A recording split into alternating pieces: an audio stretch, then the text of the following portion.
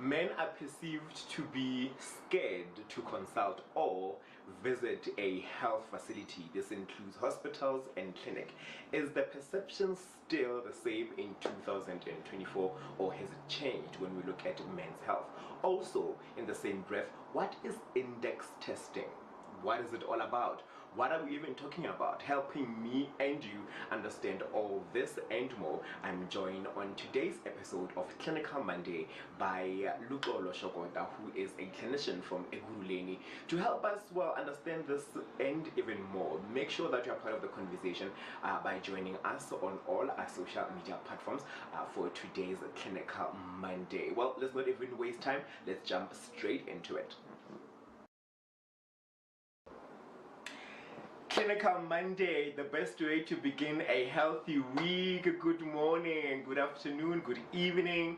Happy Monday to you and yours, and thank you so much for joining us, and welcome to it for Clinical Monday this January. My name is Nkosi, and I really appreciate your time for being here. Today, like I said in the intro, we are looking at men's health and index testing, and asking the questions, about the perception that men are scared to visit health facilities. Is this still the perception in 2024, or has it changed slightly over the years? And also, what do you know about index testing? To help us dissect this topic and to sort of get the 411 in it, we are joined by a clinician out in Pop in Eguruleni. It is Luxolo Shokota, aka Lux. If you know him, you call him like that. Luxolo, hi.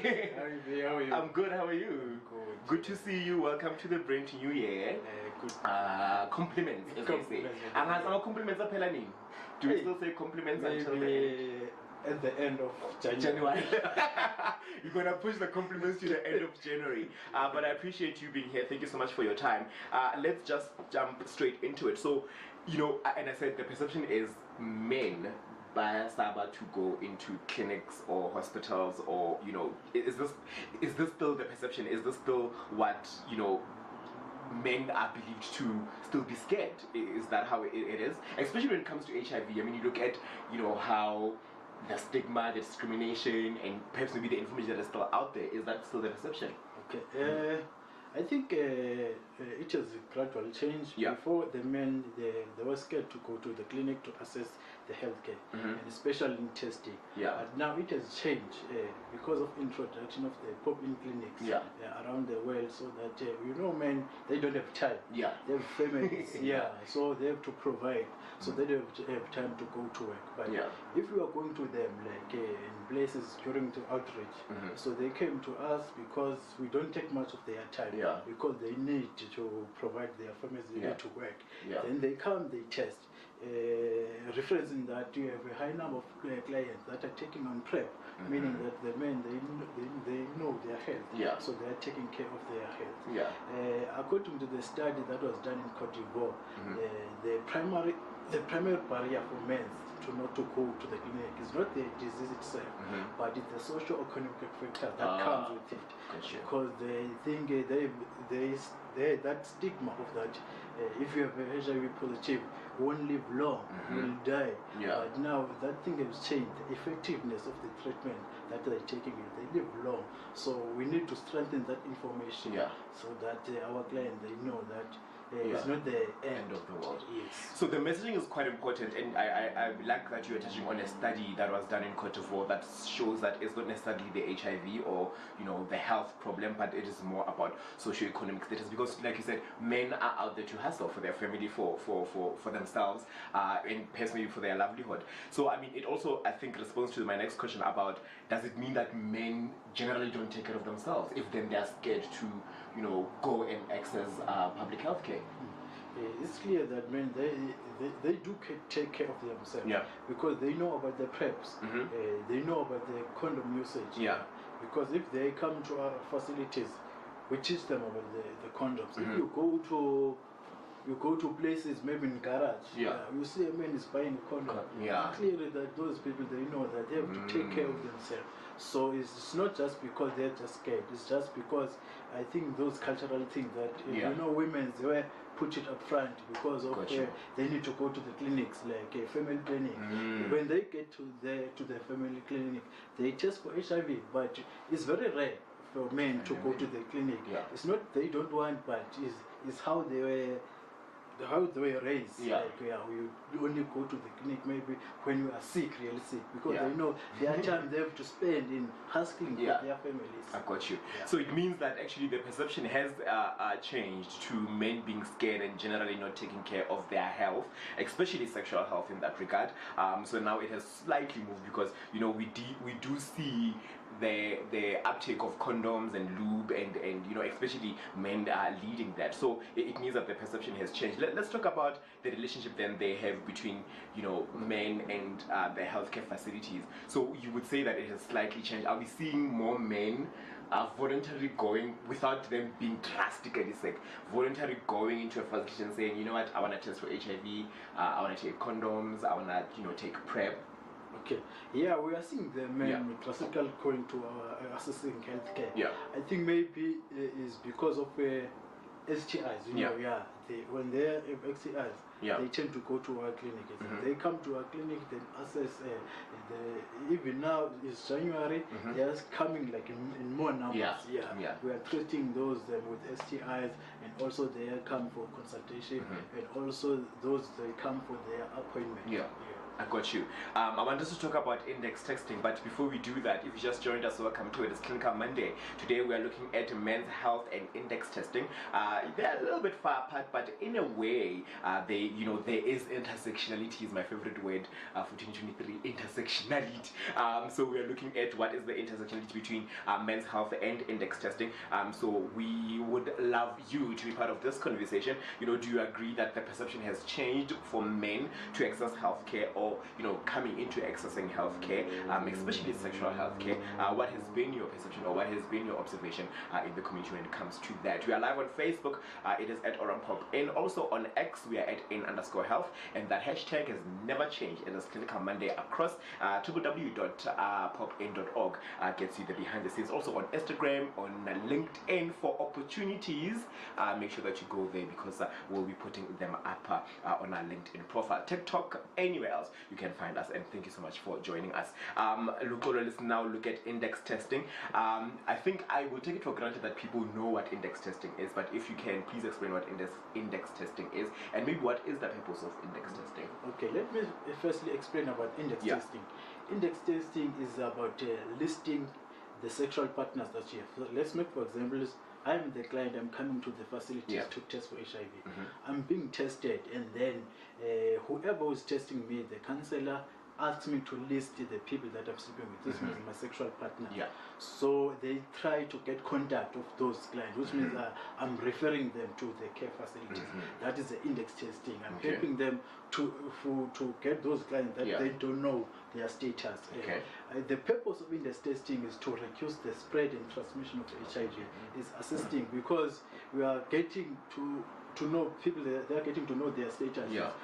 Those who didn't know. So even those that might be at risk, they didn't know. So now we are trying to limit the spread of HIV, trying to get the goals of 2030 to limit the spread of HIV. I got you. So the purpose is to limit it, to limit the spread of the disease. I wanted to talk about the adherence because I think we can only limit the spread if also people adhere at the end of it. So do men who were either part of index testing or found through that network of one sexual partner, are they adhering to treatment and things and stuff like that? Okay, mostly of those clients that those men that were got through index testing, they adhere on treatment because they were traced, they were called, and they had enough support. The counseling was done, proper counseling was done.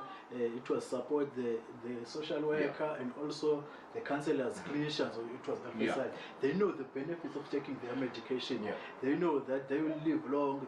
They have the better understanding of taking of themselves. So they tend to come to the clinic without being followed because they were given the proper information. The empowerment was also given. So those clients, they tend to attend, which means the index testing plays a huge role in retaining our client. If we can continue with the index testing, all every people will be get, even the high spot transmission areas where can be able to get through index testing. I've got you. I want us to then talk about, so we know, like you said, giving the example of what index texting is, and then you find maybe I have in my net or in my sexual partners, like there are 5, and then you trace all of them, and then you get them because they are referred or via contact. Then how soon are these people who are found through index testing put on treatment? Is it we'll put them next week, or when we find them, or how does it work? Okay. According to the new guidelines, we test and treat. Yeah. So immediately the client is being tested, is given straight to the regarding of their CD4 cells or something, because now we have to test and treat. Yes. I've got you. I want us to then talk about index tests, because you spoke about it being to curb the spread, right, of HIV. Do you only index clients when they are HIV positive, or even if they are on PrEP? Okay. Or they're negative? Okay, mostly index testing is for those clients that are HIV positive. Yeah. So we don't put clients to those who are on PrEP. But basically, if the client is being tested, it's only either 2 ways.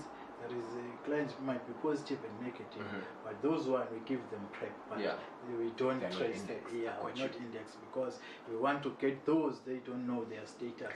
That might be at risk. Yes, and limit the spread of HIV. I got you. You've answered this one of saying, do men take care of their sexual health? Because I think you spoke about we're seeing men participating in taking PrEP, in taking condoms, lubes, coming to facilities without being chased. So that sort of responds to that question. And what do they understand about HIV? So they might know HIV. Do they understand what HIV is? Do they understand the spread of HIV?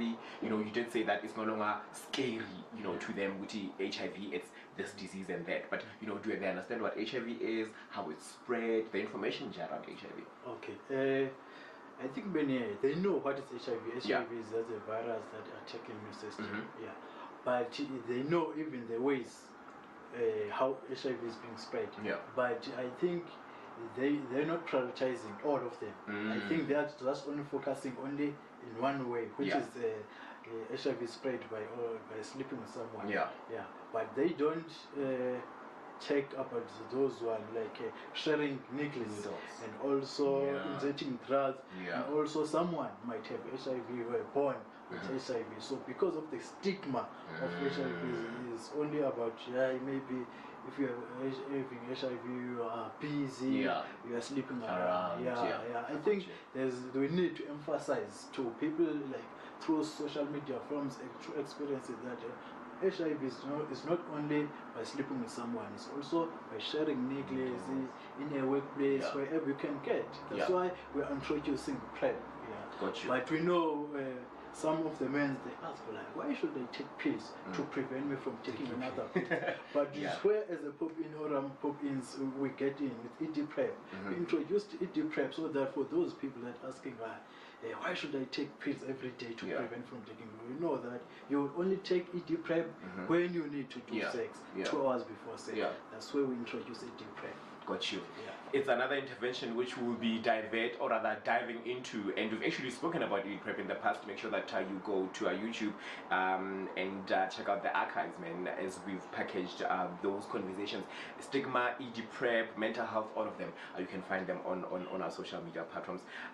In closing, I want us to talk about the challenges and how we can overcome them. The challenges with men accessing sexual health care and participating in index testing. What are some of those challenges, and how can we overcome the challenges? Okay, the challenges that men that they have in assessing sexual health care. Some of them, they know, okay, if you go to the clinic, you need to be tested. Okay, and then they know that they think that it's gonna take too much of their time. Is where we have to intervene, like through having like men's health clinic, pop-in clinics, so that we know that they won't take too much time. They'll come like within 30 minutes, they'll be help here. They're not gonna spend like the whole day in the clinic. We'll also, through outreach activities, we go to them, we offer them all the services, condoms, like in one package, also being tested. So that's how we are overlapping those challenges, because men, they're not scared of testing, but it's just is how busy they are. Yeah, it's about their time. Yeah, we've seen it all. We've been on the street, but we know it's something we're talking about, something that we've been experiencing. Got you. Well, we're done with this particular conversation. So if you are a man, make sure that you pop in at your nearest pop inside. We have 5 of them across the country basically, and also make sure that you are in the lookout for the next Clinical Monday. It is done for this particular conversation when we look at men's health and index testing. What are some of your questions that you have? Sent them through on X. We are at n_health. On Instagram it is at popin. It is Oran Popin on Facebook. YouTube it is Oran Popin. TikTok, make sure that you follow us as well. www.popin.org. that's our website. It gets you the behind the scenes. For this particular conversation, we done. Happy Monday, and Luxolo, thank you so much for your time. Thank you. We'll see you on the next one. And we out. Happy streaming. Bye. The perception has actually changed if you think about it. Men are accessing healthcare services. Men do actually participate in index testing. We see them carrying condoms or taking condoms from various, let's say, stations or institutions, garages, clinics, and they are really taking charge of their health. That's good. And make sure that you also take care of your sexual health. We hope on the next clinical topic, as we dive into it, we will actually get to give you the 411 and give you some information when it comes to that. But for this one on men's health and index testing, I think it is safe to say that men are prioritizing their health. Well, until the next one, happy streaming.